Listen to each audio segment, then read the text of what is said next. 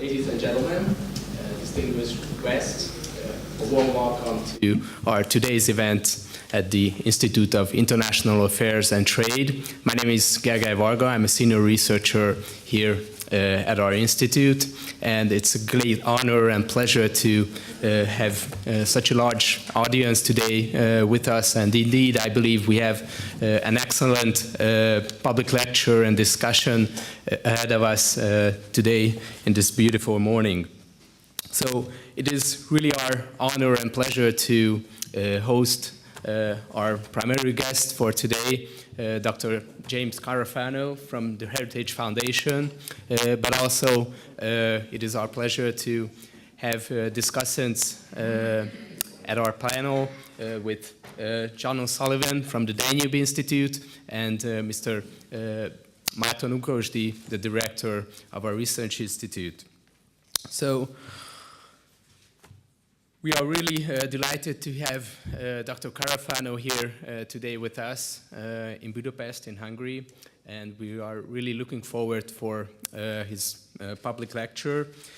Dr. Carafano is an accomplished historian and a teacher, a well-known expert in the field of national security, foreign policy, homeland security, with his commentaries appearing in leading journals and political news outlets.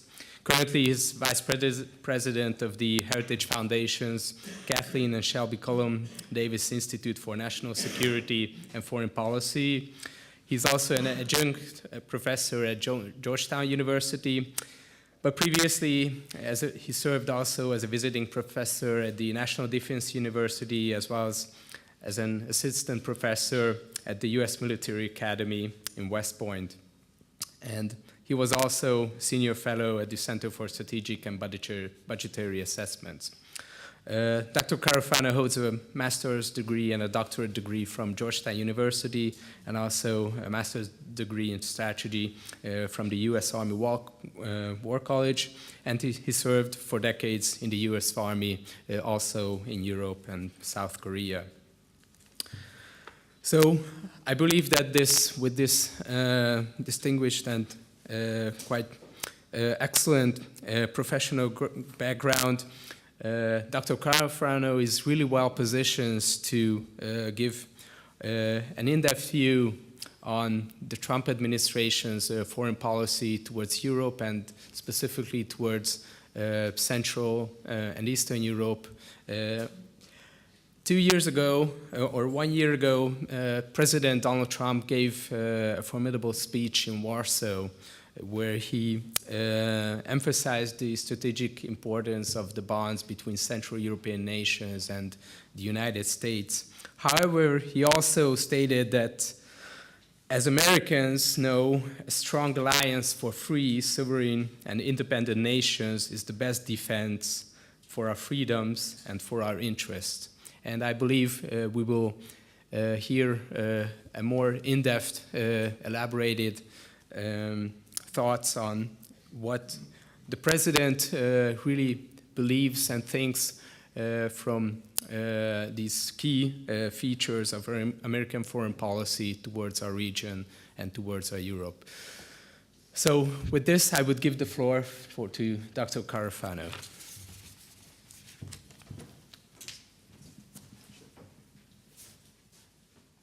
Well, thank you all for coming. I think I have a different perspective on this administration than a lot of people because I've actually been working with them and engaging with them for 3 years now, so even before the election. So I work at the Heritage Foundation, which is actually a nonpartisan think tank. So we don't affiliate with Republicans or Democrats, and even when candidates run for president or Congress, we don't participate in the campaigns, but we do provide advice and information to candidates just like we would for any group or individual in the United States. And we don't pick winners and losers. So on the Republican side, there were, by my count, 17 candidates for president of the United States. And over the course of the campaign, I briefed or engaged with either the candidate or the national security advisor or the policy advisor for 16 of the 17 campaigns. I would have done the 17th one, but he dropped out before we had a chance to talk to him. So I think we were surprised as anybody when Mr. Trump received the nomination for president. But the way in our system, they have a nominating convention. At the nominating convention, our State Department invites all the ambassadors to the United States to attend the convention as observers. And what we've done now twice in the last 2 presidential campaigns, at the invitation of the State Department, is organize and coordinate the program, help coordinate the program for the ambassadors. And so part of that required us to kind of bring together people who either were working with the Trump team or understood the Trump team or explaining the Trump team. And since then, we've had this kind of long ongoing relationship. I actually served on the president's transition team. So that in the U.S. system, that's again another nonpartisan activity because you're not part of the campaign. You're just helping prepare for the transition for a new administration to go in. So I worked on the transition team. First, I ran the State Department's transition team, and then after the election, I ran the Department of Homeland Security transition team. And so I really got to watch them prepare to go into the administration. And since they've gone in the administration, we talk a lot. And a lot of the officials at many levels of administration are folks that we've worked with over the years, and so we have a really interesting ongoing dialogue and relationship. But interestingly, and even perhaps more important, is I've been all over the world, and we've hosted the world at Heritage Foundation talking to prime ministers and ministers and parliamentarians and government officials from governments all over the world, and kind of getting their appreciation and understanding of what the administration is and what it's doing. So I really feel like I have a more informed or insider perspective on the administration than most people do. And so what I want to do is share with you kind of how I see this. And I'll start with the president himself, because he's kind of this large, overpowering presence in not just American politics, but in almost in the global discussion, and then work down there. So the first thing I would say is particularly if you just listen to the cacophony in the American press, he's portrayed as kind of this big, impulsive, ill-disciplined, ricocheting character, and I would say he's anything but that. There are really 2 presidents, right? There's, I call the showman Trump and the serious Trump. And I actually think this is probably true for all political officials, that they've got a kind of official side and then their administrative governing side, and they're not necessarily the same. The showman Trump is actually the professional demeanor that he's really had his entire adult life. If you actually go back on YouTube and look at interviews with Trump when he was a businessman in the 1980s, his demeanor and his manner of speaking and his public face is exactly the same as his now. It has not changed. And I remember laughing, when people said, well, when Trump gets the nomination, he'll become a different person. He'll get more kind of serious. And I don't know what they thought. And then there was, when he's elected president, he will obviously, act, have more like a presidential stature. And again, I don't know what they were thinking. And even now, I think people that expect the president to act anything in public like he does is incredibly unrealistic. And I think what we have to understand about that is he is very comfortable in his public skin. He knows how people react to that. He knows how it affects people. He understands what he can and can't do with it. And I think he uses that in a very strategic way, not in perhaps a Reagan-esque way, where or maybe we see in other great politicians where they use their public persona to really establish kind of a grand narrative, the president often uses his public discourse very tactically to achieve a certain impact. And, sometimes it's we have these American TV shows where they arrest somebody. And they play good cop, bad cop. One cop will come in and they'll be really very nice to the suspect, and the other cop will come in and they'll be very mean. But they're both trying to achieve the same end. And so when we see these demonstrative actions of the president, people interpret them, and I'm not sure they always interpret them correctly. I'll give you just an example. So the U.S. After a very torturous months, made a decision on U.S. policy in Afghanistan, and a key part of that policy was this notion we were going to get tough on Pakistan.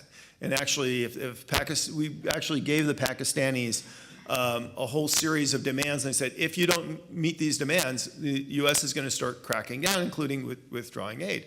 And that was a conscious decision. We gave them a couple of months to clean up their act, and the deadline actually wound up being like December 31st. And so when the deadline came up, the president contacted the NSC. He said, "Hey, can I tweet this? Pakistan, the game's over, we're going to start pulling aid." And they're like, "Yeah, Mr. President, that's awesome. Go do that," right? And so people wake up in America on New Year's morning, and the first thing the president's tweeting about is we're cutting aid for Pakistan. And kind of the general impression was, well, what the heck does that mean? Is it the president just make up this morning he hates Pakistan? And it wasn't at all. It was actually a reflection of a very, very deliberative policy. But unless you understood that larger policy, you didn't get a sense for that. And which brings me to the other side of Trump, which is the serious Trump, which is just as disciplined and conscious a decision maker as any chief executive, and it's the side that we don't see. Now they act exactly the same. If anybody here meet Trump in person, okay, good. So I say whatever I want and get away with it. Good. But if you ever actually meet him in person, it's exactly like the guy you see on television. I mean, if you ever watched, I never did watch the TV show that he had, the Apprentice thing, but if you ever watched that show, he in person, he's exactly this kind of large, gregarious character.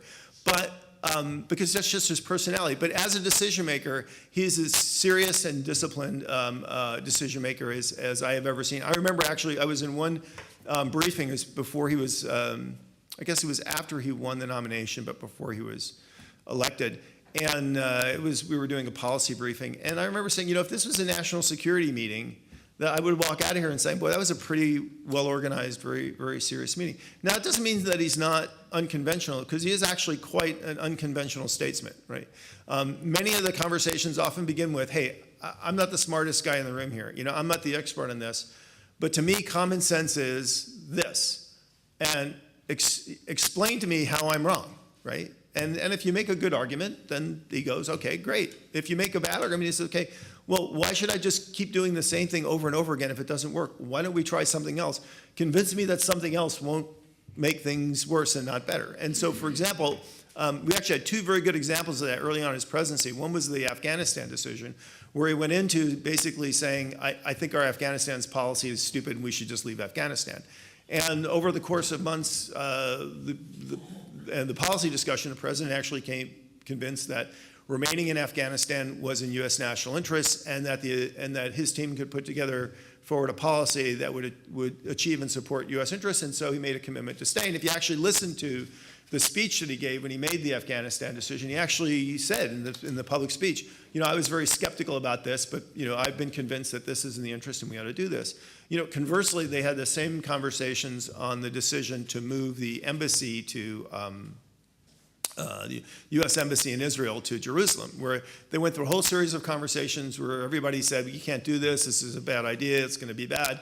And at the end, the president said, well, you haven't convinced me that this isn't worth trying. And so he made the decision really over the advice of his advisors to move it. But it was after it was not an impulsive decision. It was not an uninformed decision. It was after a deliberate process. So I think unpacking the showman Trump and the serious Trump is a key part of kind of understanding the U.S. And I think the way to do that is to really begin with understanding the totality of U.S. policy. And then you can put the president's comments and tweets in perspective. And I think one of the challenges that we have in the United States, because we have a very kind of partisan environment, is instead what people do is they cherry pick the president they want. They take a particular comment or a tweet or something, and then from that they try to devolve the entire policy. And if you do that, you can have any Trump you want. I mean, and we have about 50 Trumps in the United States, right? Everybody has their own personal Donald Trump because they just take the media that they want, and that's just what. But if you work it from the opposite direction, what you actually find is the U.S. actually has a very coherent strategy. You may not like the strategy, but you cannot argue that it's not coherent, and you cannot argue that the president's comments and influence and personal initiatives actually fit well within the context of that strategy. If you actually read the national security strategy, It's actually one of the few national security strategies that we've produced since we started publishing public strategies, which is actually more than just a public relations document. It actually is a blueprint for exactly how the United States plans on engaging with the world, and it actually reflects extremely well the president's decisions on how his foreign policy would work. And it's actually a product of his policy team. And I can tell you this because I worked on the transition team, and I can tell you they had no policy, right? There was no secret blueprint on how we're going to run the government when Trump came in. Basically, the sum total of Trump's foreign policy before he became president is, when I'm president, I will do the right thing. That was pretty much it. And we'll fill in the other details later. So the national security strategy actually emerged from the deliberations that Trump had with his senior advisors over the course of the first several months. And I think it actually does reflect extremely well what the United States is trying to do. And it's basically this, the way it's 67 pages long. I'll knock it down for you in about 10 seconds. The United States is a global power with global interests. So in order to protect those global interests, there are key parts of the world that you have to knit together. And they are Western Europe, the Middle East, and the Indo-Pacific. And so the U.S. goal is essentially peace and stability in those three parts of the world, because those are in the best interest of the United States. And it's not that any of them have to be the land of milk and honey or all the problems are solved. It's just that you can't have large destabilizing conflicts in those parts of the world, and the U.S. can continue to secure and protect its own interest. And that's actually not necessarily a dramatic departure from the previous presidents. If you actually look at the bad guy list, right, for the last three presidents, whether it's Bush, Obama, or Trump, it's the same. It's North Korea, China, Russia, Iran, and transnational Islamic terrorism. It's the same list, right? Now, they approach it differently, but essentially, they do review the great threats to the U.S. as essentially the same. And if you think about it, that's actually pretty remarkable. Because since 1989, American presidents have whipsaw all over the world in kind of trying to articulate what are America's concerns, what are America's concerns, and how to deal with that. And if you get by all the kind of the vitriol and the politics and the steps and missteps of the last 10 or 15 years, what you actually have seen is at least America emerging towards what it sees as a coherent view of what needs to be done to keep the world peaceful and constructive, and what are the great threats to that. So here's, I think, how the Trump team is different. So they see themselves as kind of a midway between Bush and Obama. So what they would argue, and you could dispute this, and I wouldn't argue with you, and maybe it's a bit of a caricature, but kind of how they see the world is the problem with Bush, they would argue, is regardless of what he thought that his foreign policy was going to be going into the presidency, 9/11 was a transformative experience for America. That we are the world's lone superpower. How is it possible that somebody could come to our soil and kill thousands of Americans, and we are powerless to protect that? That is intolerable. So we're going to use all this American power that we've built up over the last 2 decades, and we're going to go out and we're going to solve all the big problems. And again, you could argue that's a bit of a caricature, but that's their interpretation of the Bush administration. And their argument is it was essentially overly aggressive, overly ambitious. And this is a critique, in fact, that was, I think, shared by the Obama administration. It's the argument that the problem with the Bush team is they created as many problems as they solved. So they stirred up the Middle East and they created new problems. They didn't improve relationships with Russia.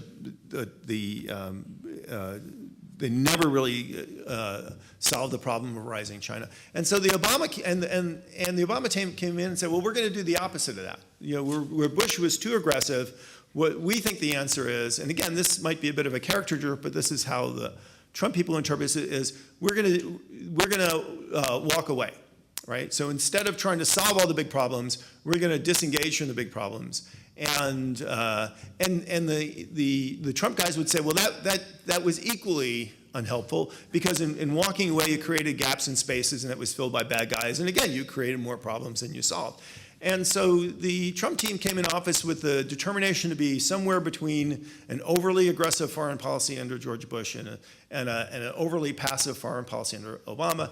And they said, what we're going to do is we are going to unlike Obama, was we're going to stand forward and we're going to demonstrate our willingness to protect and defend American interests, right? So we're not going to try to solve the world's problems. We're not going to try to turn everything into the land of milk and honey. We're not going to do nation building. We're not going to do occupations. But we are going to use American power in a sense to be forwardly present, to demonstrate our willingness to protect and defend U.S. interests, and force our competitors, whether they are Russia or Iran or China or North Korea, to respect that.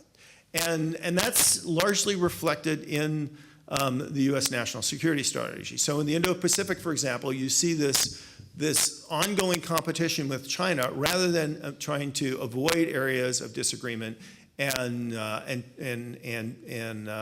ameliorate conflicts, a willingness to actually find areas of disagreement and challenge the Chinese on that and pressure them on that until we get to a degree of stability. You see the U.S. engaging with North Korea about the nuclear program. In the Middle East, the U.S. has adopted a more demonstrative attitude towards Iran, pulling out of the JCPOA, trying to push back on Iran and its destabilizing influence in the region. And in Western Europe, you see the U.S., I think, engaging in a way that you didn't over the last decade. For all the criticisms about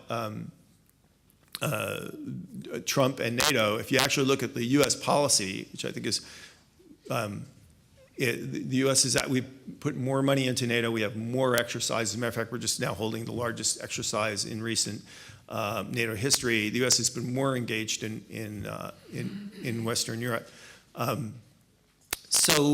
Let me just focus briefly on U.S.-European policy specifically, and then I would love to, we'd have time to answer some questions or kind of hear your views, which would be really helpful and informative to me. NATO remains the bedrock of transatlantic security. The peace and stability in Europe and prosperity in Europe is a vital interest of the United States. A healthy Europe is healthy for the United States.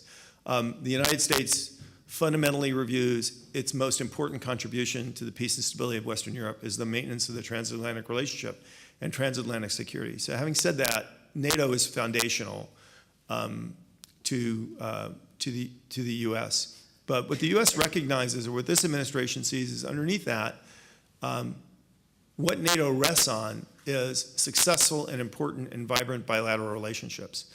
And so beyond the maintenance and the support of NATO and the NATO demonstrating the capacity and willingness to protect and defend itself are these bilateral relationships.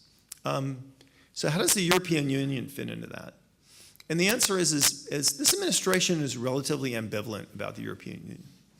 They're not, that doesn't mean they're necessarily anti-EU. They're not. Doesn't mean that they're pro-EU. They're not. They're basically, the European Union is the business of Europe.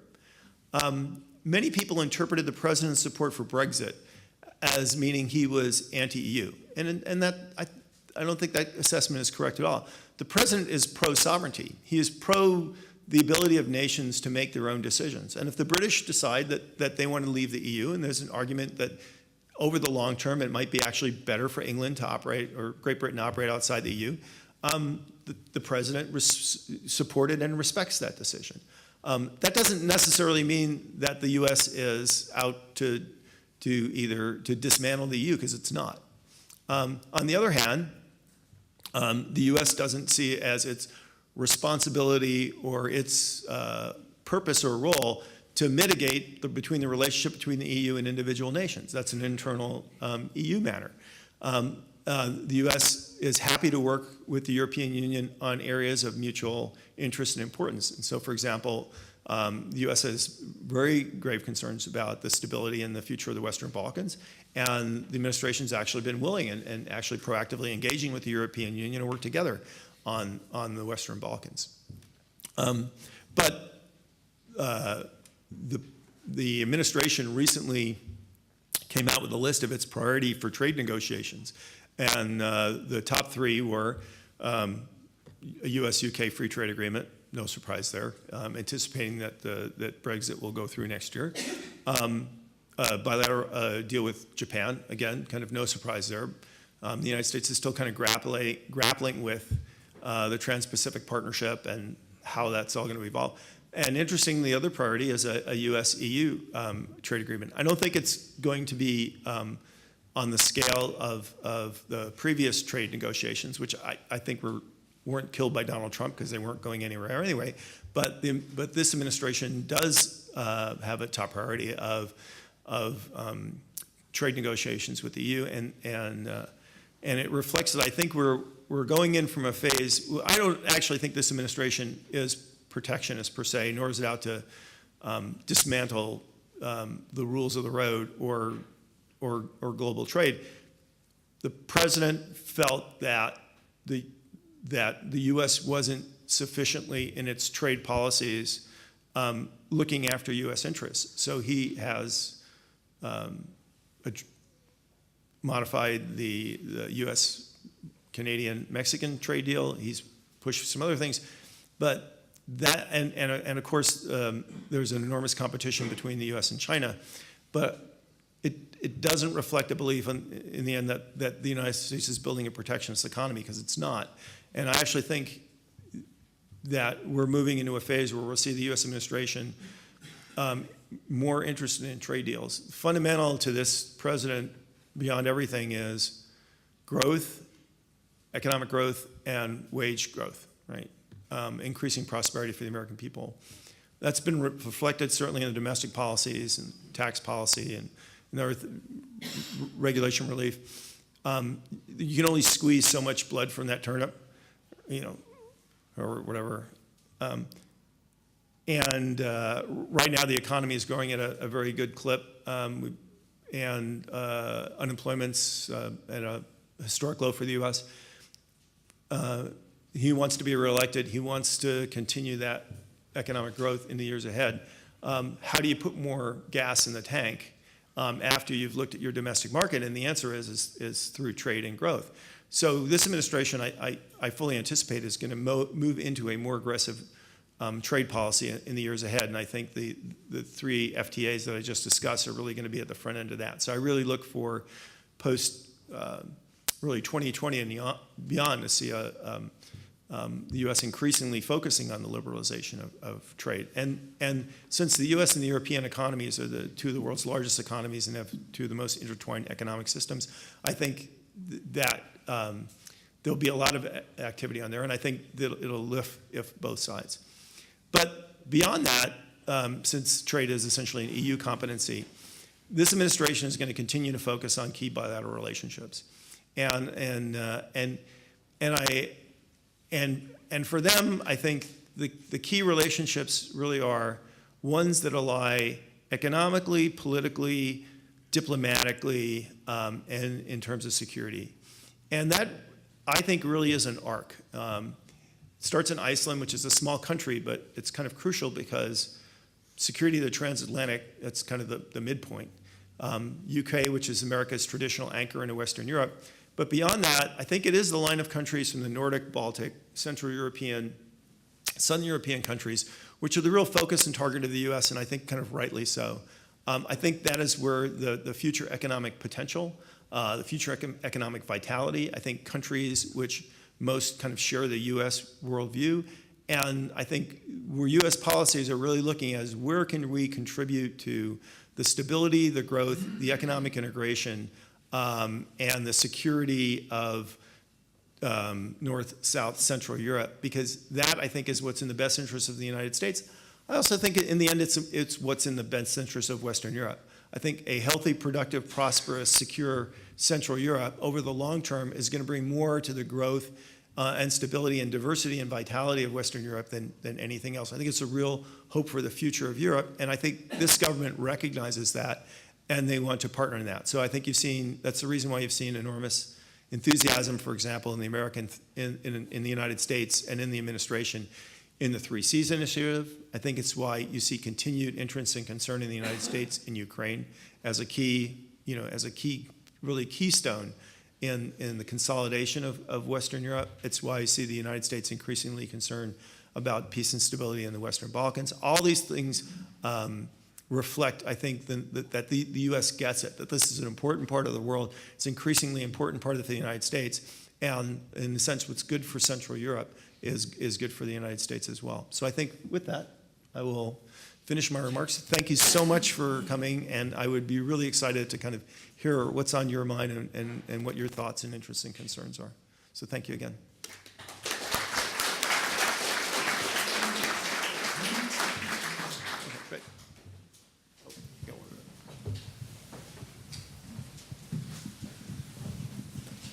Thank you very much for this excellent presentation, and I believe we have really some food for thoughts. You mentioned one of the key pillars of the Trump administration's foreign policy, the sovereignty of nations, the emphasis on bilateral relations. So if also a question for our discussants as well, how can Central Europe and Central European nations make themselves more attractive to this Trump administration's worldview in terms of more U.S. investments, more U.S. Political engagement, more U.S. focusing on security issues in the region, but with a view also on our interests as well. So with this, I would first give the floor to Dr. Carafano, and then to our discussant. I've been speaking here. Then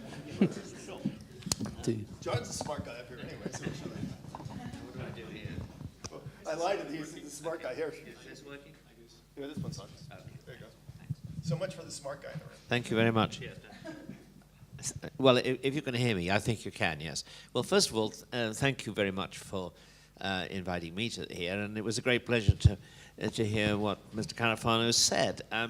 I will just begin with two brief memories. One is, of course, I am an alumnus of the Heritage Foundation myself. Today, the Heritage Foundation is seen as the 800-pound gorilla among think tanks in Washington. When I was there, I'd have to say we were about an 8-pound gorilla. But in the short time I was there, 4 years in the early 80s, we moved from a very small office to a very large office in 3 leaps.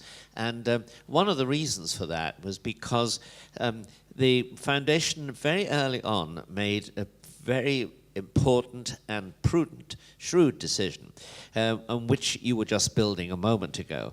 During the 80 campaign, it built up an organization of people who were planning for the next administration in somewhat the same way that you described. It was produced in a massive tome called Mandate for Leadership, which gave the new administration not only ideas on what policies it would be sensible and prudent to pursue, there's a lot of that in Washington, but also how to achieve those policies in the most practical way, designing a pathway through a very complex Washington bureaucracy to make sure that it wasn't simply decisions in principle, but they knew exactly how, right down to the smallest level of the bureaucracy, how it should be carried out. As you may remember, Reagan did an advertisement about 2 years later for the foundation in which he produced Mandate for Leadership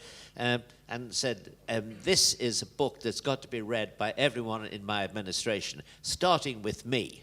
And so about that time, I was talking to the ambassadors of the European Union in Washington, I was told by them they had all bought copies of Mandate for Leadership. And the Irish ambassador remember saying, he said, I've got a reputation in Dublin as a man of tremendous influence in the administration because I seem to know everything that they're going to do. He said, that's because I read the book. And I think that what you were describing about the administration comes from exactly the same sort of intimate knowledge of not only what it's thinking, but how best it can achieve it. Secondly, I haven't in fact met the president in any serious sense, which is why I didn't raise my hand when you asked that question. but I did have my photograph taken with him about 3 weeks ago when I was a guest at a small dinner at which he spoke for people who'd given money for the congressional Republican campaign, and their guests. I hadn't given a red cent. I was a guest, but he was, and this represented an important change in the evolution of my thinking about the president. I was very, very, very impressed by his talk. I don't know how many of you have ever sat through an entire hour of the president's talk, and it seemed spontaneous. I dare say a lot of it was not, but it was very interesting for the following reasons. First of all, it demonstrated, as it did his answers to questions, very, very good, clear grasp of the policies at issue and the arguments behind them. Secondly, it was incredibly funny and very witty, so that not for one moment did anybody lose their attention. I mean, it was just, I would say it was gripping, except that's not normally what you say about what is a very amusing speech as well as a very serious one. And thirdly, he was addressing an audience of solid Republicans. They were by and large owners of small or medium-sized corporations which they'd founded themselves. They were some Wall Streeters, but mainly middle Americans who had, some of them inventors as well as investors. And they were people who felt a personal obligation to the president because they felt that the kind of policies he was pursuing economically were designed to help them, and they were paying off in very large dividends. And what was interesting was that he got, of course, a warm reception for his remarks from that audience, which was committed and loyal, so to speak. But I can tell you that that speech would also have received long and loud applause from any union hall in the Midwest of America. It was uncanny how, somehow or other, that speech was addressing two constituencies, very large ones, which are normally found in opposition to each other, and it was an impressive political education. So I had been originally, I was never a never Trumper, I was a never Hillaryer, but I wasn't an enthusiast, and I was kind of a reluctant supporter once he'd won the nomination, and had gone on for a while being in that situation. I have to say, this has had a very bad effect on my domestic life because my wife was a passionate Trump supporter from day one, and I've had to admit that she has proved to be the far better political seer in the family. Now, that's a general. So my general response is to support what Jim said about the president being a more substantial, interesting, and thoughtful figure than he's given credit for. I would say in the American press, but if anything, the situation is probably worse for him in the European press, since the European journalists tend, in the main, to take their orientation from the Washington, D.C. press corps, which is very critical of the president. And they have some grounds for that criticism, of course, but it seems to me that in America today, there is a kind of mass psychosis among a lot of people which won't treat Trump seriously at all. Now, the second thing I would say is this, that in relation to your question, which I'm now finally getting around to, I apologize, in this part of the world, it is a very I think the relationship between Central and Eastern Europe and the Trump presidency has got considerable potential, which is as yet not realized. I say this because this is a part of the world which has rightly felt neglected and even treated with disdain. For a long time, the moment of truth came in 2009, when the 23 European leaders, an extraordinarily wide range, the great historical figures like Václav Havel and Lech Wałęsa, a former communist like the then Polish president, cultural leaders and social leaders, as well as narrowly political ones, addressed this appeal to the United States, to the new president, President Obama, in which they said, look, we're very worried about the way in which this strategic situation of this part of the world is deteriorating, and that's accompanied by an apparent loss of interest in us from the United States. And they were saying this prior to the Ukraine crisis, but after the Georgia crisis. And they got, it seemed to me, a very dusty reply, not only from the administration, which said a few pro forma things, but in my view at that point didn't really respond seriously to what was a serious appeal. But they also got a dusty response from Western Europe, because the then former president former chancellor of Germany made a public appeal urging the Obama administration to ignore this request, to play it down. This wasn't, he was urging them to continue with not only a reset policy, but a policy that, in a sense, treated this part of the world as a satellite of Western Europe, and one which need not be given a very strong independent voice. That, I think, was probably a reaction to the previous support that had been expressed by Donald Rumsfeld in the Bush administration. But it still was, I think, a misjudgment. And that misjudgment has only begun, it seems to me, to be corrected. I think it's going to be more corrected. But the realization that that Europe as a monolith is no longer an operating entity. Europe certainly is going to be, the European Union is not going to disappear, but it is undergoing a severe crisis. And in that crisis, a common attitude is emerging in this part of the world, which is more sympathetic to the Trump administration in principle, but that sympathy has not yet been translated into major changes of policy, and the response from the administration is similarly an interest, a realization that something interesting is going on, but not yet, they don't quite know what it is and how to respond to it. So at the moment, we're in a period of flux, but the new strategies to resolve that flux have not yet, in my view at least, fully emerged.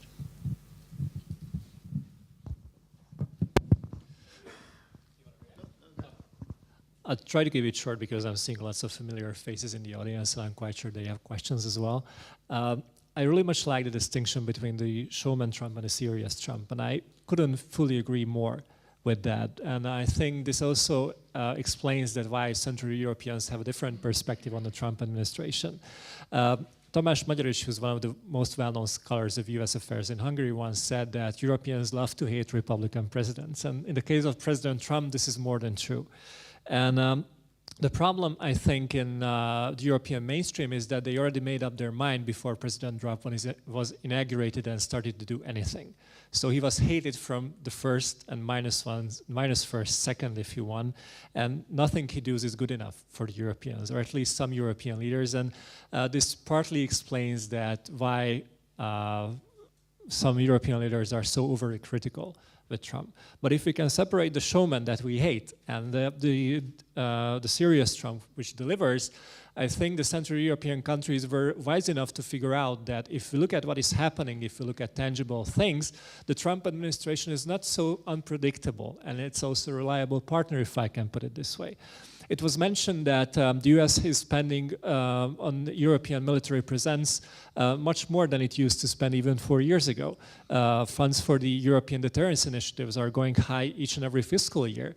And if we're looking at the security concerns of certain Central European countries like Poland, the Baltic states, and Romania, this is what matters. What matters is how many US soldiers they have on their soil, what kind of equipment they can bring over to boost their national security, their threat perception, to address their threat perception as well. And also it's about the business side. And I think obviously there is a continuity in US foreign policy because the US hasn't moved anywhere and the world didn't change that much in the last 8 years, even though obviously China's coming up and in the long run it's going to change some things. But the bad guys list remains the same. And what might have changed in the approach of the US to global trade is that, and sorry for using this word, President Trump shamelessly puts America first. But no surprise should be made here, because that's the exact thing he promised in his election campaigns. He was running on the ticket of putting America first. So it shouldn't be a surprise to anyone that when he started to renegotiate NAFTA, for example, he used American economic leverage over Mexico and Canada to renegotiate the terms. And I think that we can expect the same in the UK-US trade talks. If there's going to be a revival of the US-EU trade talks, I think this kind of approach will triumph as well. We should get prepared for that. It's not going to go away. This was the ticket that President Trump was running on. And coming back to the question Gergely posed about how we can make Central and Eastern Europe relevant for the US, I think these are the two major US interests, defense and the economy.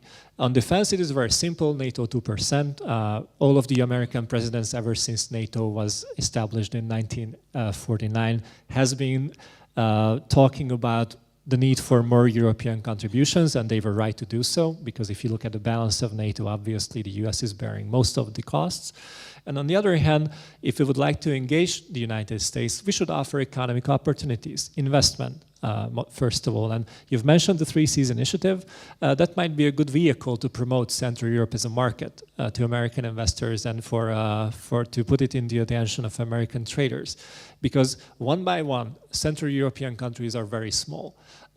When people ask me about how the US views Hungary, I always quote the CIA fact book, which says that Hungary is slightly smaller than Indiana. Basically, that's the American point of view of Hungary, if you want. So if we can couple the countries to make them a bigger market, maybe make it a market of 100 million people, as this 3 Cs initiative is trying to present the region towards American investors. And the growth argument is there.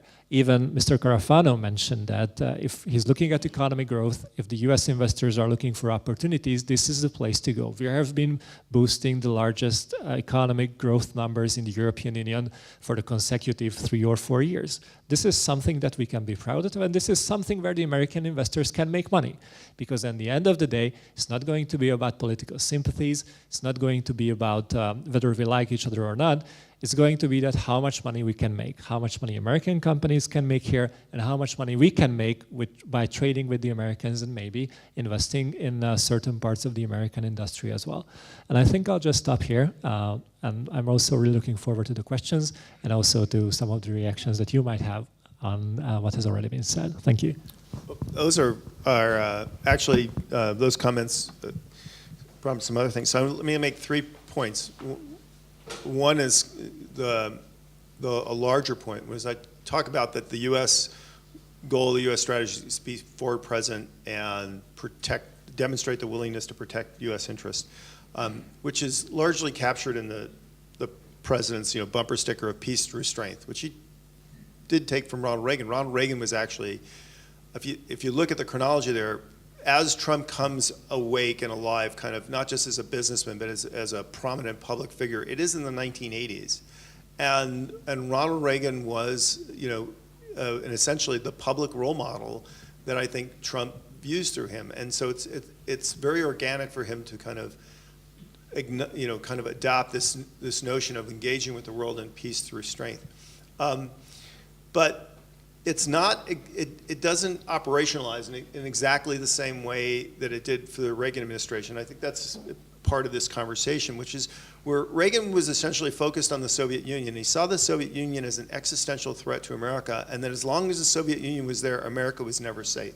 So it was peace through strength, and that we would be strong long enough until the Soviet Union collapsed, and we and our friends and allies were safe from the Soviet Union.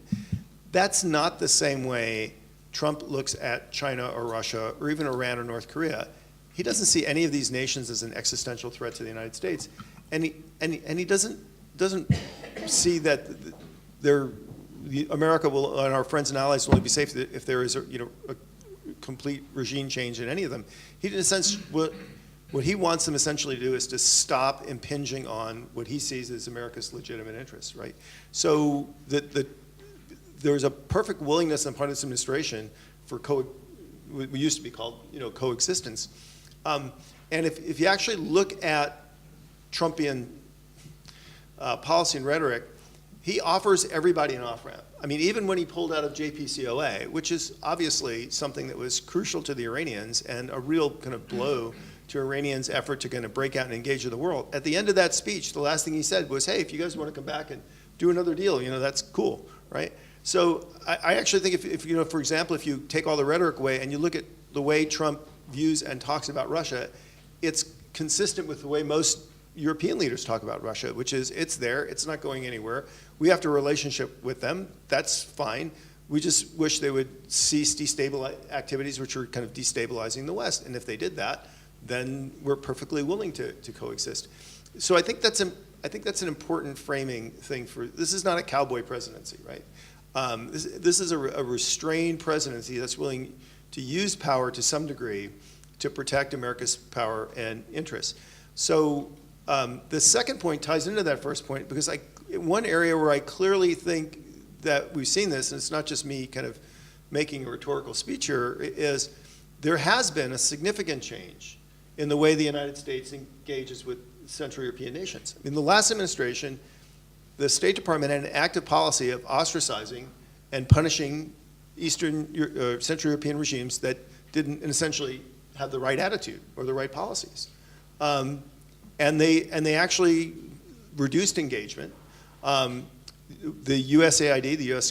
government-funded programs, which were actually favored some political parties in some countries as opposed to others. I mean, so it was when I said America was largely disengaging, it was, but what it was doing is it was punishing people in Europe that it didn't see as their friends and who weren't suitably following the mainstream of European integration. That stopped. I mean, that's just not rhetoric for me. You show me a European official that would say I'm wrong. That has stopped. So the one thing that this administration has already done, it has already kind of leveled the playing field, is that it treats every European member of the EU and NATO with dignity and respect, and doesn't, in a sense, rate some countries as more reliable partners than others. That in itself is a transformation in American foreign policy, and I think it's helped a long way.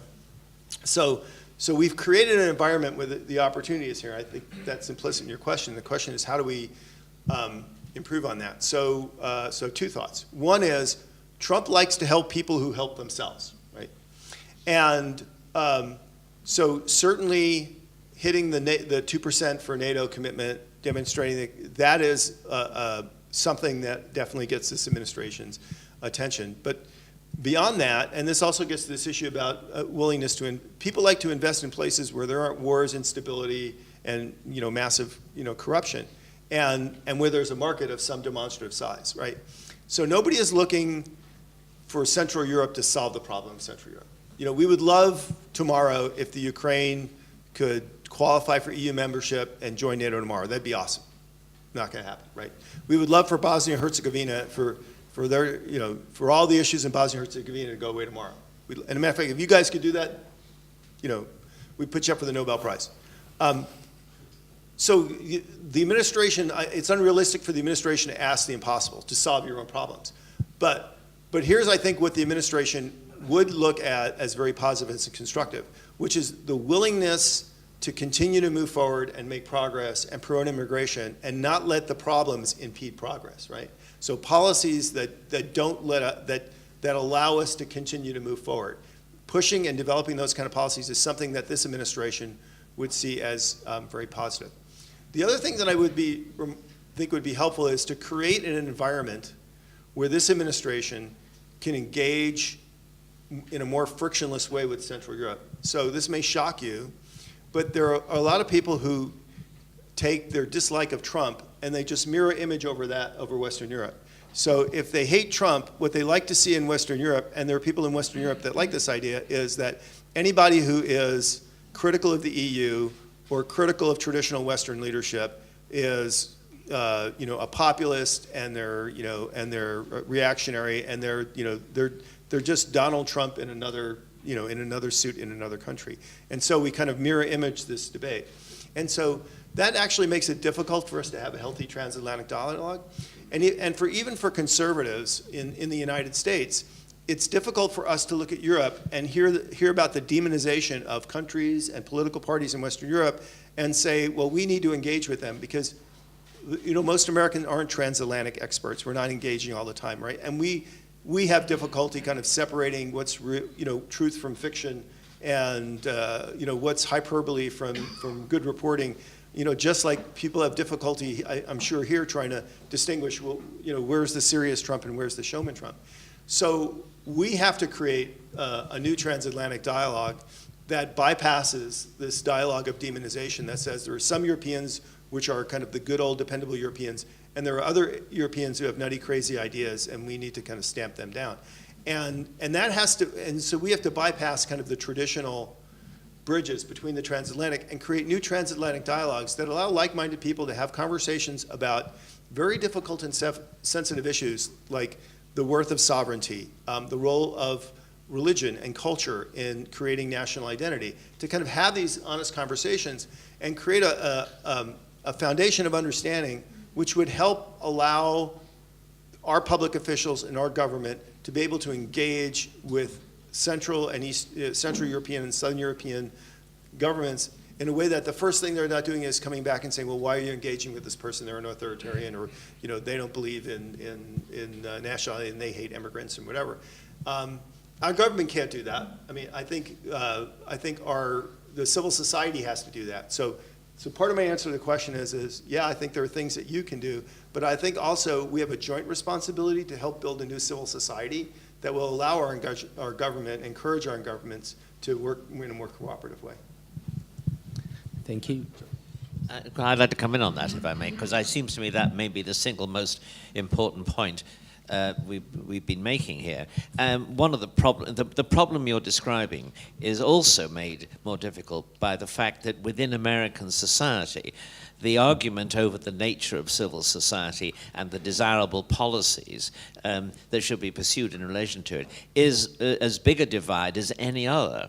And consequently, if you face a situation, and this is the point about the cross-Atlantic development of new dialogues is so important. Peter Bauer, the late Anglo-Hungarian economist, used to cite all the time the expression, what matters in the modern world is not the sound, but the echo. And what happens in dialogue between Europe and America, and between Western Europe and Central and Eastern Europe too, is that the dominance of a certain, essentially of a liberal attitude in the major media, both in America and Western Europe, means that they see, exactly as you said, they see their domestic opponents in foreign countries and in certain political movements. Now, that was true, of course, under the Obama administration, and one of the concerns of traditional social groups in this part of the world was that they were pushing very radical ideas on sexual morality, abortion, and other questions too.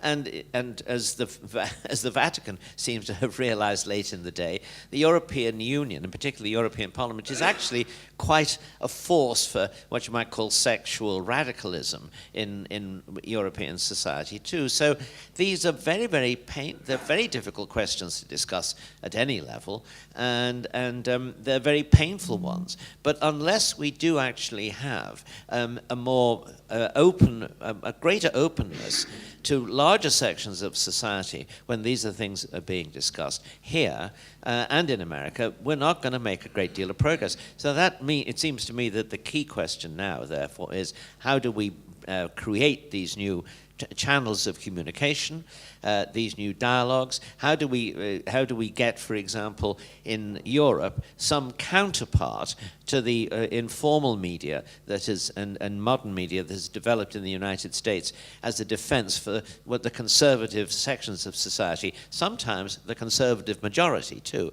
It's something that, in a sense, our societies have failed to do well. A lot of valuable thoughts on the table, I believe. So it's high time to open up the floor for questions on the audience. If I may ask to please identify yourself shortly and keep your question short. So first, I would give the floor to Mr. György Schöpflin. Thank you very much. I'm György Schöpflin, member of the European Parliament for Hungary. So thank you very much for your address. I want to raise some structural issues. I mean, the first one I think I would say some of you will be familiar with is there's an old proverb. If the rock should fall on the egg, alas for the egg. If the egg should fall on the rock, alas for the egg. Small countries have a very particular structural problem, which is that large countries may trample on them without actually even being. It's the ant and the elephant problem. Now, that's the first of the point I want to make. Secondly, in the United States, it's a generalization, everything happened yesterday. We have long historical memories. And one of the difficulties that I, as a moderate Atlanticist, have had to face is a period of about 8 years, during which time everything that the United States has said about Hungary has been negative. And after a while you think, well, damn it, there's nothing you can do about it. Most of the people here know who I'm referring to, senior diplomats who overtly take the side of the opposition. Now, I think that you have some ground to make up here. I think the United States, well, no large power is ever going to apologize. They don't do that kind of thing. All the same, I think some kind of gesture to say, make it very clear, no, we don't do that anymore. We regard, it's never going to be in equal terms, but at least we can pretend to regard Hungary or Czech Republic or whichever country being on equal terms with us. It's the respect. And it's the absence of respect that the United States very frequently shows in its relations with other parts of the world. It's very difficult. Now, you talked about America first. Okay, but then why not Russia first? Why not China first? Each country, each large country, and there are now new sites of power in the world which were not there 30 years ago, would say, no, me first, and they take America as their model. Now, where do you go from this? Because I think there's conflict, and then the temptation of the democracy agenda and all that. It's the American civilizing mission. We know what the French was like. It doesn't go down very well to the people whom the United States would like to civilize. They don't like it. You mentioned Article 5, I think very briefly. You sort of glanced over Article 5. By the way, would you die for Narva? Would you die for Daugavpils? Yeah. So, great points. I think there's actually many people in the administration would agree with you. I actually wrote an article about this in the National Interest not too long ago about the value of small powers, right? So, so a couple of points. Yes, you may be a small country, but a lot depends on where you are. So geography matters, right? So Hungary may be the size of Indiana, but Indiana's in the middle of the United States. It's fine. Hungary is in a very important strategic position in the world. The other thing is in many ways, under the right conditions, small powers are actually and have been net contributors, right? So, for example, in Iraq, in Afghanistan, there are many small countries which have actually contributed kind of, far above their weight. So there's lots of reasons why the United States ought to care about small powers, and I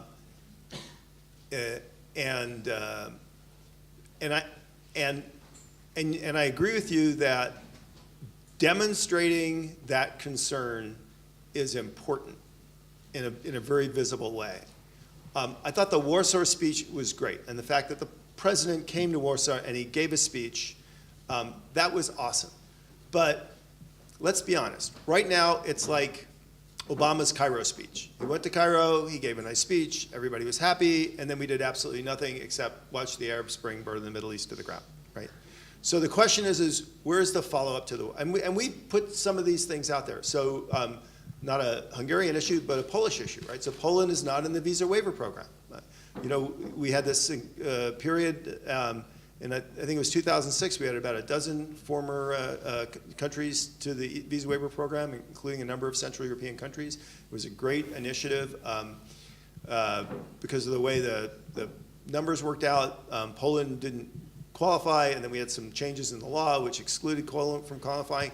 And you have countries like Poland and Romania and Croatia, which are valuable U.S. allies that are outside the visa waiver program. Why are they essentially treated by the United States as second-class citizens?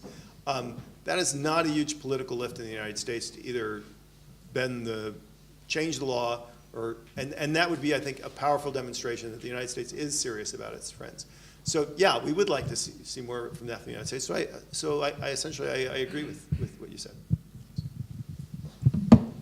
We would collect a couple of questions. So one gentleman there, and one on the left. My name is István Szabadföldi. I would like to ask you a specific question concerning the relationship between Hungary and Ukraine, you know, concerning the Hungarian minorities and the laws recently changed in Ukraine versus the American policy. So as I understood, you know, you also confirmed that the so-called active measures is stopped by the United States, meaning that they are directly interfered into the internal politics of these nations. However, there are quite hot issues, you know, in which it's quite important, you know, how the American position is actually formed. Thank you.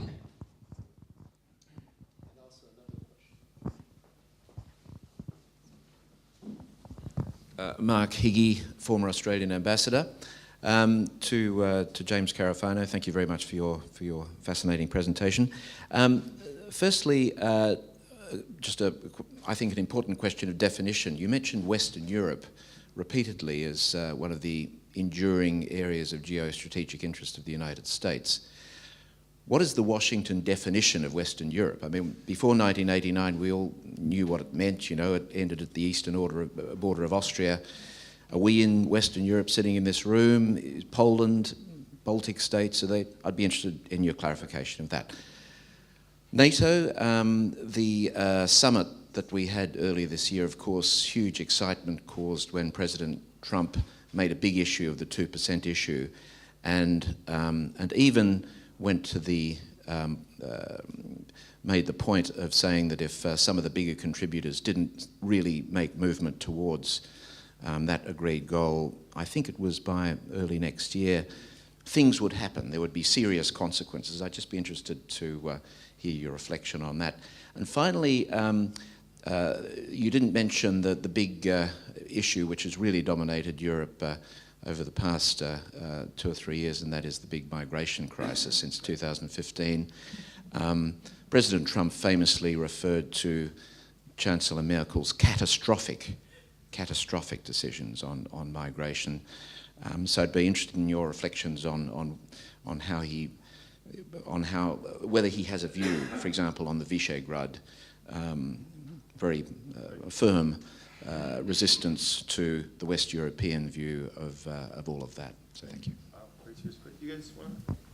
No, what? Really? No. Exactly. So, well,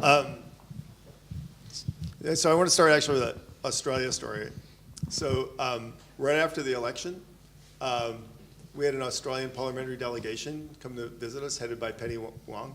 He's a great thing, and they were like, "So, U.S. what's the future of U.S.-Australia bilateral relations?" And so we spent the whole hour saying, "Oh, don't worry about it. I'm not losing any sleep over this. Everything's going. You know, we're going on a great trajectory. We're going to keep going on a great trajectory. It's awesome. Don't worry about it." We literally walked out of the room and people were tweeting about the president's phone call with Trumbull, where they, you know, yelled at each other. And I thought, she must think I'm an idiot. But in the end, actually, U.S.-Australian relations are actually fine. So, you know, I think it's a good illustration of the showman Trump and the serious Trump. So on the NATO question, well, first of all, on the European question, it's very easy. Particularly in this administration's mind, if you ask, the way I'll answer it is this: if you said, is the Ukraine and Georgia in Western Europe, this administration would say yes. And And then all the countries that connect them are probably okay too. Western Europe. So what is Eastern? Well, see, I'm sorry. You know, there is. You know, I think in our lexicon there is no Eastern Europe, right? I mean, I think we have stopped using the term Eastern Europe. I mean, you know, well, I can only speak for us, but in generally we stopped using the term Eastern Europe because it creates the connotation that somehow, you know, we used to talk about Eastern Europe as basically the countries that were occupied by the Soviet Union, right, on the other side of the Berlin Wall. But they're not occupied anymore. So to continue to use the term Eastern Europe, it almost talks like we're talking about in the old ways they're still occupied countries. So we don't talk about Eastern Europe anymore. We talk about Western Europe, and Western Europe essentially being, you know, everything on this side of Russia, right? And then, so when we talk about this part of the world, we talk about Central Europe, which to me is actually a problematic term now because to me, I think the great strategic opportunity here is really this nexus between, you know, Northern, Central, and Southern Europe. That if we had this line of economic integration and energy diversity, that would be the real engine of the future of Europe. But there's no term for that, right? For like, you know, Nordic, Baltic, Central, Southern Europe. So if you can invent one, that would be awesome. Georgia's Western Europe. It's very hard to call us Central Europe. Well, yeah, We are in Hungary, we're Western Europe. yeah. But this is politics. But yeah, but in this administration today, right? If you talk about who is in Western Europe, right? You know, we see the integration of countries like Ukraine and Georgia into Western Europe as an important part of the security and stability and prosperity of Western Europe, right? So if that's helpful. The NATO question's really easy. I think for all the reporting and everything, this administration walked away from the NATO conference ecstatic at the results. They thought they had achieved everything they wanted to do. They think that they believe that everybody gets the message about increased contributions, and it's not you guys. It's not you guys do more. I mean, this is kind of the typical libertarian line in the United States. Get the Europeans to do more so we can do less, right? That's not what this administration's intent is. We'll do more, but we expect you to do more too. So this administration is continued to increasing defense growth because we actually have a lot of ground to make up for underinvestment in the last 2 decades. So, and they're going to continue to fight that battle, even though it's going to be very, very difficult in the next 2 years in the Congress. And by the way, if we want to talk about the midterm elections, we can do that if people are interested in that. So I think NATO policy is the general U.S. support for NATO is not a question off the table. You know, I think the U.S. understands all sides of the debate on the issues between Ukraine and Hungary, and is sympathetic to all sides of the debate there. In particular, I know that Assistant Secretary Wes Mitchell and Kurt Volker, who's the U.S. Special Representative of Ukraine, have spent a lot of time trying to both understand and help to do that. I'm not sure, you know, I don't think it's necessarily my position to say for the United States what the right answer is, and I'm not so sure it's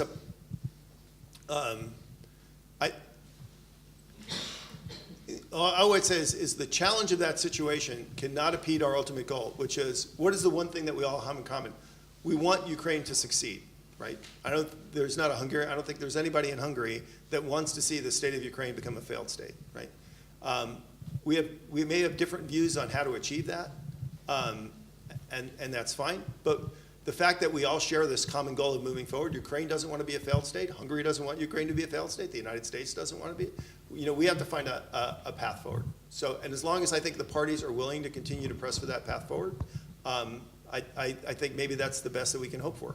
And you know, we'll see what happens in the Ukrainian election, and we'll see what kind of government's formed, and we'll see what kind of partner they are after that. Any comments from? Oh, sure. So there's well, obviously in this administration, this will shock you, but there's an enormous sympathy for the Visegrad attitude on migration, right? And it does tie back into this issue of sovereignty. Look, the people of a nation are sovereign, right? The key attribute of sovereignty is the capacity to define who you are and what's best for your people. And part of that is always who do we want to join our community, to be as part of our people? Whether you want more migrants for economic reasons, or whether you think your country's overpopulated and you want less people, or whether you're like Japan and you just want to have robots. These are decisions that we think are a key component of attribute of sovereignty, right? And fairness is what's fair? Well, fairness is what the people want. And so the last person I think that you would see criticism for on that is this administration. I think the other thing you would say is look, this makes zero sense.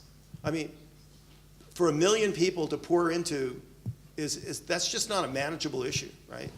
I think the number one way the United States sees its contributions to that is let's not create problems that create the conditions for mass migration. So for example, part of the reason why the United States has remained in Syria, to be honest, is not because we give a damn about Syria. I mean, let's be honest. The Assad family has been anti-American, since Christ was a corporal.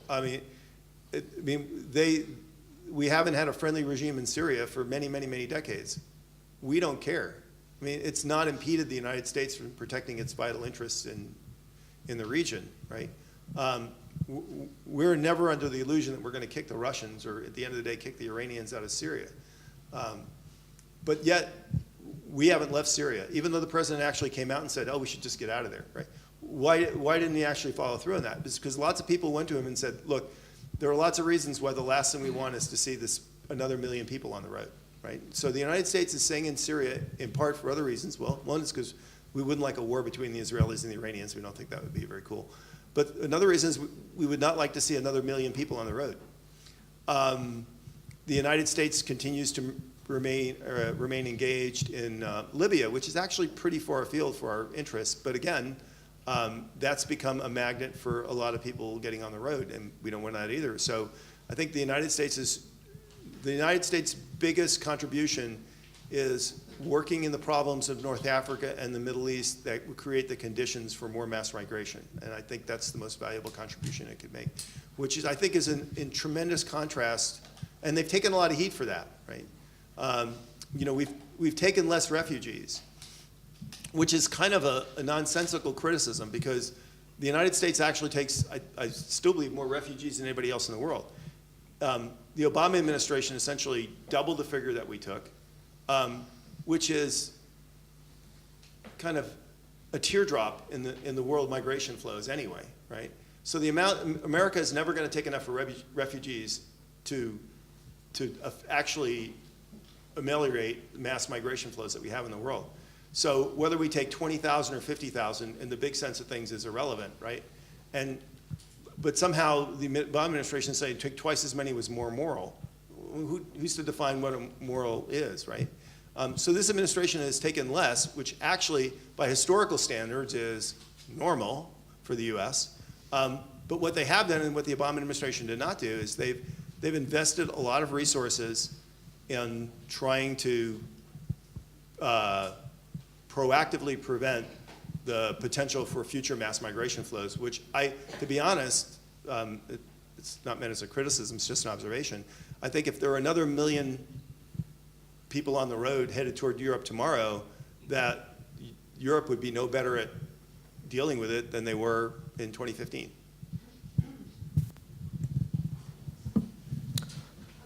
What? I'm sorry, could you stand up and identify yourself? Liz Heflin. Is Hungary working with the U.S. jointly, like via their Africa Fund, on that work on the ground? Yeah, I don't know. It's a short answer. Does anyone know? No. There was one more question in the back. My name is Moses Odiambo, doctor engineer. from Kenya and Hungarian citizen.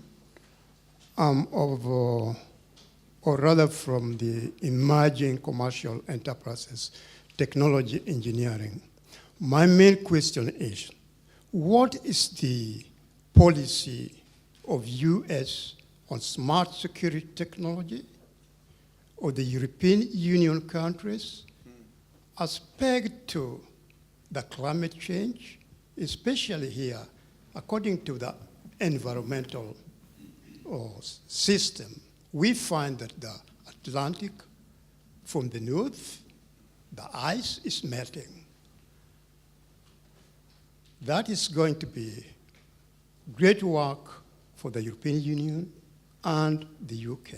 The other one is on nuclear proliferation, because I see US seem to be pulling from these important treaties just like that. And you find that these countries within European Union, especially the 27 countries, are still pegged to the Treaty of Nuclear Proliferation.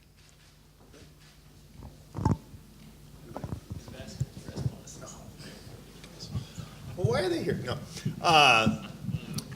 Let me, just broadly on climate change. This administration isn't theological about climate change, right? I mean, in the last administration, everything had to have climate change written into it somewhere, right? And so it was really a commitment to process, where as long as we're talking about climate change, signing treaties, putting in standards that other people have to pay for, we're fine with that. So this administration basically has put that aside. It doesn't mean that they're not concerned about environmental issues, and it doesn't mean that they're not concerned about climate change.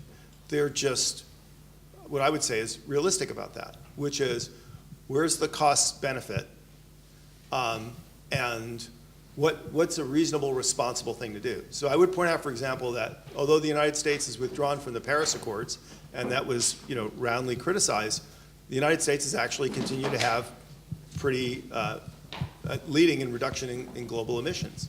We're give a good example of a situation where Kosovo, for example, wants to build a coal-fired power plant, which is, everybody is up in arms about building a coal-fired power plant. But the reality is Kosovo doesn't have a lot of other options. The coal plants they have now are really old and bad polluters. So a new plant's going to certainly produce less CO2 than the old plant. If you had a new plant, many of the people in the urban areas could heat their home with the steam from the coal plant. Most people in Kosovo burn coal in their home now, and so you'd have a dramatic reduction in coal from people in the virgin homes. So at the end of the day, Kosovo is going to have much better electricity and a significant reduction in CO2 emissions with a new coal-fired plant. Under the old administration, the answer is, yeah, but we don't like coal, so we're against that. And this administration says, well, look, on balance, at the end of the day, Kosovo will be able to reduce its emissions, and they'll have better electricity and more electricity. That makes perfect sense. So you see, I think, a willingness, for example, of the U.S. to assist maybe in the funding of the plant in Kosovo. So I wouldn't say the United States has not abandoned its commitment to dealing with environmental and climate issues. It just wants to be realistic and practical about it, rather than treat it as kind of an ideological political issue. I think this administration's to countering proliferation is actually stronger and more concerted than the last administration. The reason why the United States withdrew from the Iran deal was because it was concerned that at the end of the day, not only would the deal not prevent from Iran getting a nuclear weapon, it would actually create the conditions that at the end of the deal, it would be easier for Iran to get nuclear weapons. So it withdrew from JPCOA because of the concern about proliferation. So it wasn't a reduction in concern about that. I think that's similarly true with the United States withdrawal from the INF Treaty, the Intermediate Range Nuclear Forces Treaty. It's not that the United States wants more nuclear weapons and more weapons, but the Russians were cheating, so the treaty was not preventing them from cheating. And of course, the treaty didn't constrain China in any way whatsoever. My prediction is, and what will happen with INF is, at some point there'll be a new INF treaty. It'll actually be a U.S., Russia, China treaty, because at the end of the day, I think the people that are actually more concerned about INF proliferation would be the Chinese, would be the concern about the Russians actually increasing their systems and deploying them against China. And so what you might actually see is the Chinese come to the table and want a treaty, and so we actually might get 3 parties in a treaty and a better treaty than what we had. So you might not like the U.S. tactics or the way they're going about doing it, but the argument that this administration cares less about proliferation than the last administration, that's exactly the opposite, I think. Just on this one, there's a fashion growing for government by international treaty. And this is not going to work, and indeed it isn't working. There are international treaties where it makes perfect sense for governments to get together, lay down certain rules, and then encourage each other through court systems or whatever other mechanisms to abide by them. They are, for example, treaties against torture, these things which concern government action, government behavior, and which don't always work completely successfully, but probably have overall improved international behavior. And government behavior. Now, does this also apply to something like how to deal with climate change? And the answer which until recently the international community has been giving is to say that we must advance we must control pollution, we must advance the combating of climate change by making certain economic decisions, what kind of power stations you have, how many, how much money you must be prepared to give to countries which have not enjoyed the full benefits of industrialization and which therefore you have to compensate when you ask them to make sacrifices in terms of what kind of energy they will use. Those things are not going to work if the promises are unrealistic and if the results are not visible. Now, the results will not be visible if Western countries decide that they will not use fossil fuels, and at the same time China is building dirty power stations at the rate of about 35 a week. And this then what that then becomes is a treaty then becomes intolerable to important domestic communities, including, say, energy consumers, not just industry but others. And then the promises of the treaties are not carried through. And the final point here is this: if you're going to deal with climate change, first of all, how rapidly is it progressing? You've got to get that right. Secondly, you've got to then say, what is the best mechanism for dealing with it? Is it mitigation or is it adaptation? This is something which is, generally speaking, pushed to the sidelines of the argument because the governments all want to agree on a particular one and they don't want to have it subjected to endless discussion. But it is obviously, but adaptation in many cases will be the answer. If there is a small rise in temperature over a long period, then a lot of places are going to find it more sensible to adapt as the same way as we have adapted to difficult environmental circumstances, the Dutch being, of course, the most obvious example, over a very long period.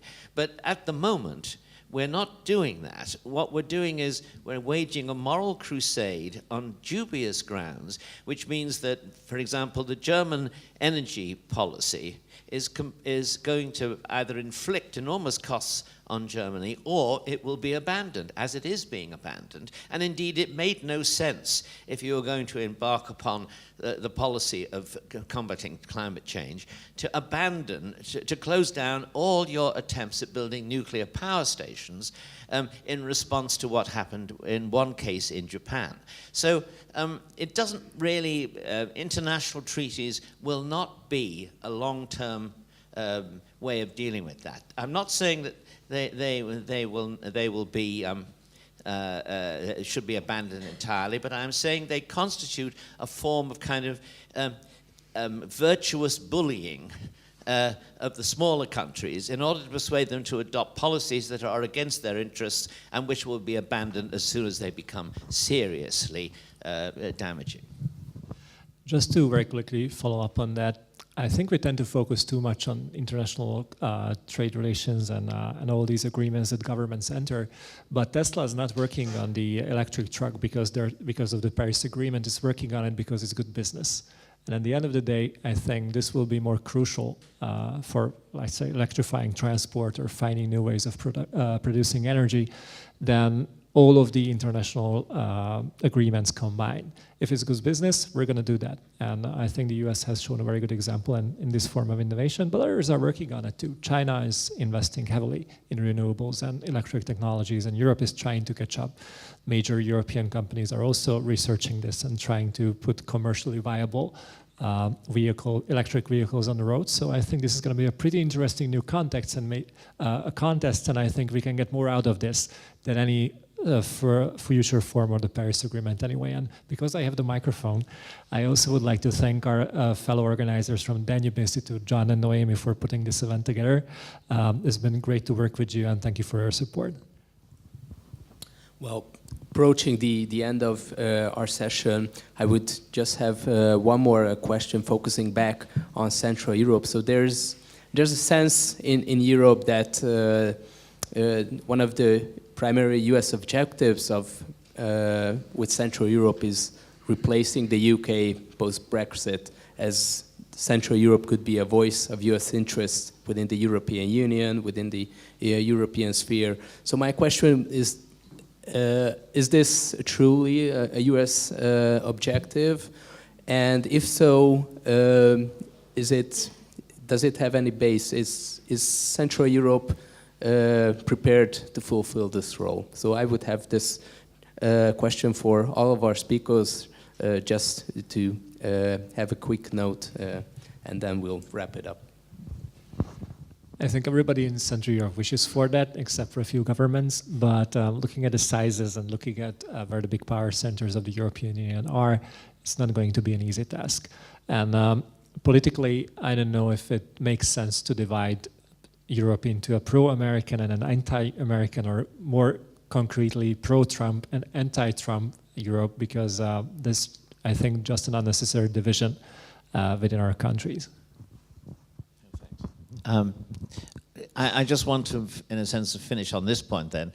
At the beginning, we discussed the degree to which American policy had changed. And I agree with what Jim said, namely that policy of regarding this part of the world as full of hostile, difficult, dangerous, irredentist, and backward people has certainly changed, and that's in a sense that negative. The abandonment of a negative is a positive in that regard. Secondly, some of the themes of the administration that Jim mentioned, particularly the revival of the concept of sovereignty, which is, of course, a fact of international life, but one that has seemed to be of diminishing importance. But its embrace and defense by the administration at the UN speech particularly, and at the Warsaw speech, is very welcome in this part of the world, because, of course, this part of the world remembers very recently how it didn't enjoy sovereignty, and it doesn't like to see a gradual loss of sovereignty which has been obviously happening in general in the world, but particularly within the European Union, and which is now, of course, causing other countries to rebel. Brexit, in my view, is a case for that, namely the British. There's no doubt the British wanted to recover what they regarded as a lost sovereignty. And this was always, people always dismiss this, said, of course you've got sovereignty. You can leave any time you like.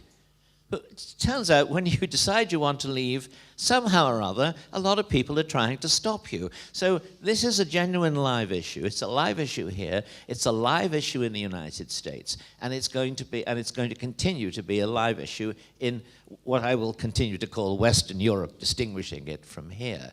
And so the administration's statements and arguments have been, therefore, positively encouraging as well as an abandonment of negative ones. But the actual solid policies in which those sentiments, those principles are developed into particular policies is, at my view at this point, at a very early stage. And that will be when when the cat's thrown among the pigeons. First of all, I'd like to answer this question after the European elections. I don't think it's a matter of U.S. policy, but I do think increasingly it's a U.S. assessment of the direction that Europe is headed in, and I don't think it's viewed negatively as dividing Europe. I think what we've seen is there's a diversity of opinion in Western Europe, and that empowering people to reflect that diversity in the end will actually make Europe more stable and make the European project more successful going forward. So we actually view it as a positive thing, not in the sense of creating a divided Europe of kind of, some Europeans we like and some Europeans we don't, but in the sense of creating a more politically stable Europe in the long term by giving voice to Europe's diversity and having that reflected in the governance of Europe. I just think that's an American assessment of where things are headed. Thank you, and well, with this, I think this can be one of the keynotes of our discussion for today. And also, I believe one of the key takeaways would be everybody has to do its own homework, and this goes also for U.S. European and U.S. Central European relations. If we really would like to have this relationship bear fruit and bear results going forward, then Central Europe has to step up and also do its work on the issues at play. So with this, I thank you very much. Thank you primarily for our panelists for their valuable thoughts and ideas for today. And I thank you all as well from the audience for the questions and for your contribution to our panel. And I would like to wrap it up with this, with thanking also our partner institute, the Danube Institute, for putting this event together for today, and also my colleagues who helped organize our event. Please follow our events from our website. We're also at Facebook. We will have quite interesting events going forward, looking at the midterm elections in the next several weeks. Thank you all, and please join me in thanking our panelists.